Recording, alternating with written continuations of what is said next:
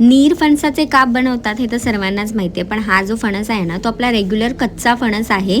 याला फणसाची कुवरी म्हणतात, ज्याच्यापासून भाजी बनवली जाते कच्च्या फणसाची.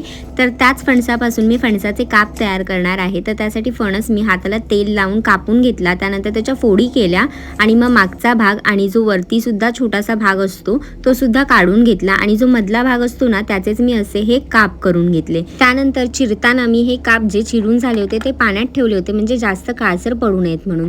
त्यानंतर त्यावरती लाल तिखट, हळद, गरम मसाला, चवीनुसार मीठ आणि थोडासा लिंबाचा रस घातला. ह्याने थोडासा चटपटीतपणा येतो म्हणून घातला आणि त्यानंतर हे सर्व व्यवस्थित मिक्स करून घेतलं. थोडंसं तेल घातलं म्हणजे मसाले जे आहेत ते कापांना व्यवस्थित चिकटून बसावेत. त्यानंतर 5 ते 10 मिनिटं मी हे तसंच ठेवलं आणि त्यानंतर मी कोट करण्यासाठी तांदळाच्या पिठाचा वापर केला. तर तांदळाच्या पिठामुळे बाहेरून एकदम छान क्रिस्पीपणा येतो, म्हणून मग मी तांदळाच्या पिठामध्ये हे सर्व काप जे आहेत ते कोट करून घेतले. त्यानंतर पॅनवरती तेल घालून घ्यायचं आणि मग एक एक करून काप ठेवायचा.